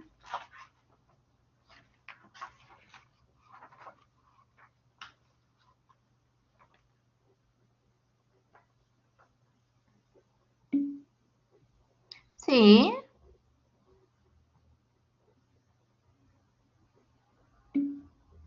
Bien. Básicamente vamos a tener dos tipos. Hoy se las presento y la semana que viene le terminamos de dar forma. Básicamente vamos a tener, recuerden que para eliminar, el concepto de eliminación englobaba dos fenómenos, biotransformar y excretar, ¿sí?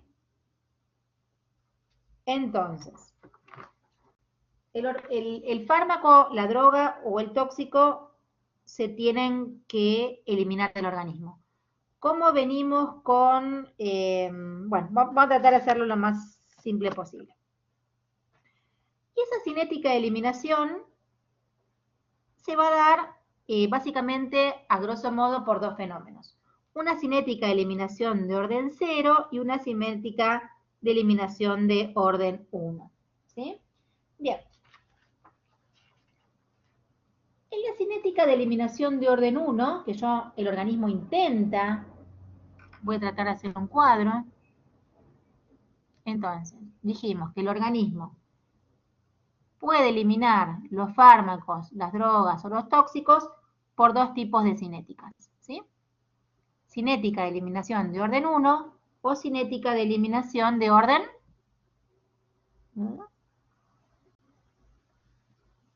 0, ¿sí?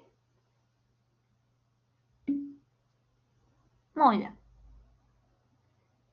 Algunas características de la cinética de orden 1.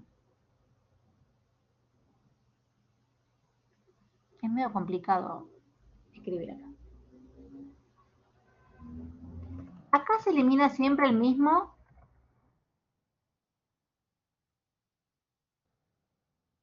porcentaje, mientras que acá se elimina siempre la misma cantidad o concentración.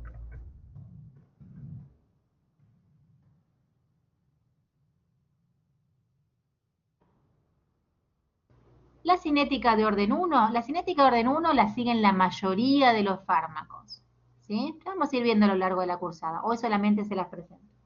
Es característica de la difusión simple, algunos tópicos, y de la filtración glomerular. Mientras que la cinética de orden 0 es más característica de la difusión facilitada y de la secreción tubular.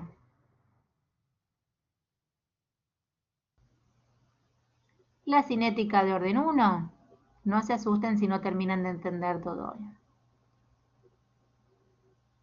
Es dosis independiente. Mientras que la cinética de orden 0 es dosis dependiente. ¿Sí? Bien. En la cinética de orden 1, supongamos que yo estoy en un tiempo 0. ¿Sí? Administro a un paciente 5 microgramos por mililitro. Al siguiente tiempo, doso a ese paciente y tengo 4 microgramos por mililitro. Al tiempo 2 tengo 3,2. Al tiempo 3 tengo 2,56. Y así sucesivamente. ¿Qué me está indicando eso? Que estoy eliminando siempre un 20%. Estoy eliminando siempre el mismo porcentaje. ¿Sí? ¿En qué tipo de cinética estoy? Si estoy eliminando siempre la concentración disminuye, pero siempre la disminución fue de un 20% respecto de la anterior, ¿sí? O sea, estoy netamente en una cinética de orden 1. La velocidad de eliminación es proporcional a la concentración del fármaco. Es característica de una cinética de orden 1. ¿Sí? ¿Vamos hasta ahí?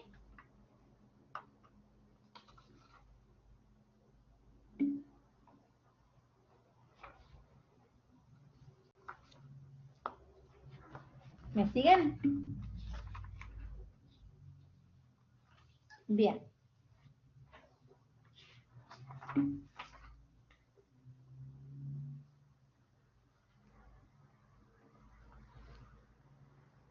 Muy bien. Vamos a borrar acá.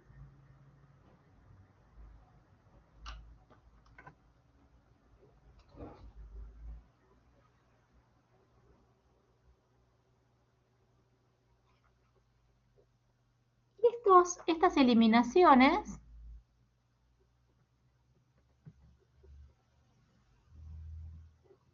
puedo graficarlas en distintas escalas, ¿sí?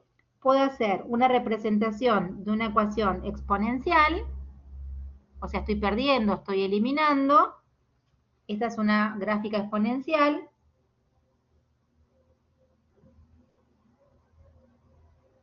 Y esta es logarítmica. ¿Sí? ¿Qué es más fácil desde el punto de vista matemático? ¿Comparar rectas o curvas?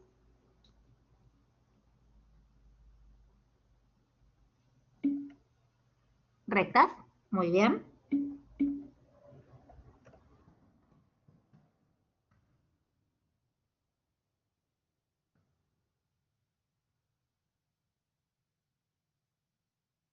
Fíjense, acá en el primer gráfico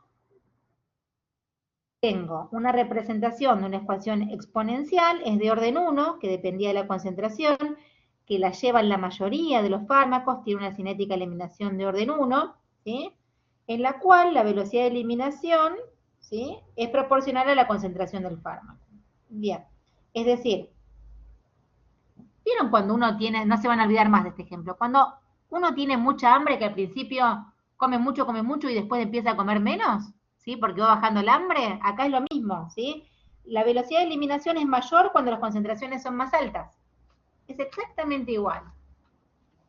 Pero a mí no me conviene el primer gráfico, porque es una curva, ¿sí?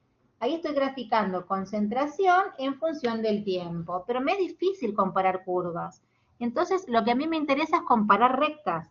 Acá también, esta es una ecuación logarítmica. Si yo aplico una exponencial, tengo una curva. Si aplico una logarítmica, obtengo una recta, ¿sí? Esto es una cinética de eliminación de orden 1, en la cual, como es logarítmica, estoy comparando rectas, que es lo que me conviene, ¿sí?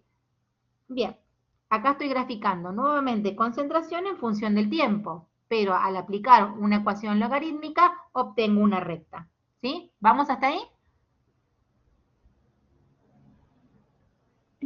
O sea que, ¿qué me conviene aplicar para una cinética de eliminación de orden 1? Me conviene aplicar escalas exponenciales o escalas logarítmicas. Bueno, me conviene comparar rectas, ¿sí? Siempre comparar rectas es más fácil que comparar curvas, ¿no es cierto? Entonces, para cinética de eliminación de orden 1, siempre usar escalas logarítmicas. ¿Por qué? Porque aplico una recta.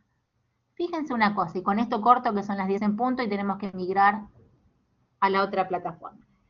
Acá voy a tener un fenómeno muy importante, que es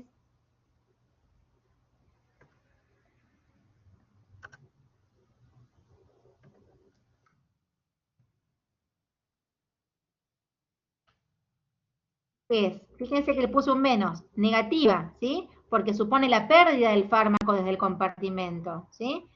La K, la K de eliminación, es la pendiente de la gráfica logarítmica, ¿sí? ¿Vamos hasta ahí? Estoy perdiendo, ¿sí? Bueno, son 10 en punto. Migramos a la otra plataforma y largamos 10 y 20. ¿Seguimos un poquito? Bueno, hablamos en la otra plataforma porque tengo que entregar puntual. Vamos para allá.